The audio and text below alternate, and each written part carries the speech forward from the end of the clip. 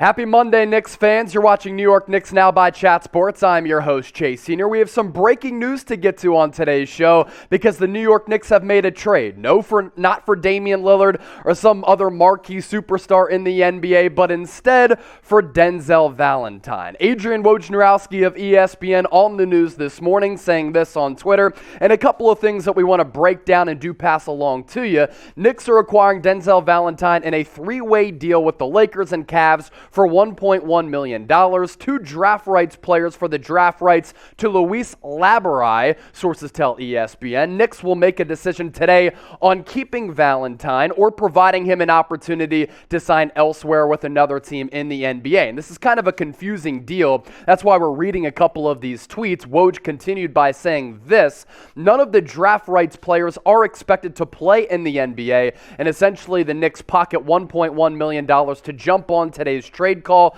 with the Cavaliers, Lakers, and the Rajon Rondo deal. The Knicks essentially saved the Lakers approximately $4 million in salary and luxury tax and give Los Angeles the open roster spot that they would have wanted with the Rondo deal. Adding Valentine to the deal gets his entire salary and tax off of LA's books. Now, there could be a corresponding roster move for the New York Knicks to make in order to open up a roster spot for Valentine, and according to some reports out there as we are reacting to this in a breaking news situation just moments after that news made official, Wayne Selden could be the corresponding roster move to pave way for Valentine to play for the New York Knicks. Now, he had a great college career at Michigan State, and a lot of people had expected him to be a very good player because he had a storied collegiate career under Tom Izzo. 14th pick in the 2016 NBA draft, so he did go at the back end of that lottery. He was selected by the Chicago Bulls, spent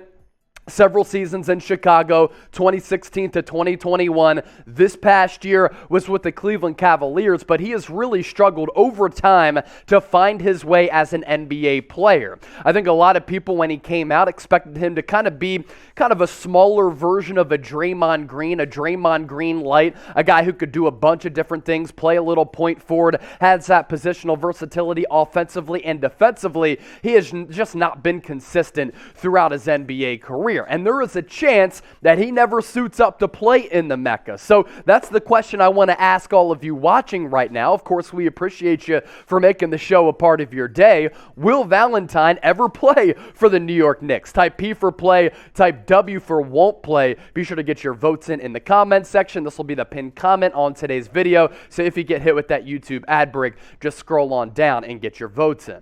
Also, make sure you subscribe to the channel, because if a Knicks trade does happen, we pass along the information faster and better than anybody out there. So just hit that red subscribe button down below so that you can stay in the know with all of the moves that the New York Knicks make. NBA trade deadline coming up in a little more than a month on February 10th. I think the Knicks are going to be players as they try to tinker and improve this roster, and whatever they do or don't do, we have you covered here on the channel. As for what Valentine has been able to do this year and throughout his NBA career, this year hasn't played much for a Cleveland Cavaliers team that surprised a lot of people. They've been playing really good basketball, led by Darius Garland and Evan Mobley, a couple of other really good players, including Jarrett Allen. They've really done a good job in building that team with a couple of really good young studs. This year, Valentine wasn't playing much, a little more than 9 minutes per game, a little less than 3 points.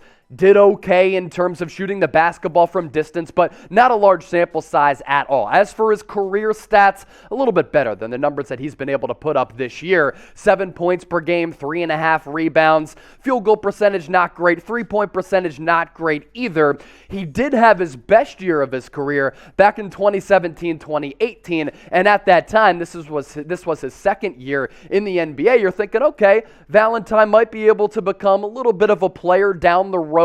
10 points per game, 5 rebounds, 3 assists per night, shot a little less than 42% from long range, but again, was never able to really stack these seasons on top of one another to have any long-standing, consistent success in his NBA career. So that's kind of been the story with Valentine throughout his NBA career, but something to monitor as we move forward. A couple of things, actually. I don't think Valentine might even play for the New York Knicks. There's a total possibility that they decide to let him go at some point, but I do think that the Knicks, looking at the current canvas of their roster right now, could make some moves as we get closer to that February 10th NBA trade deadline. And there have been some rumors about the Knicks flirting around with a couple of deals out there.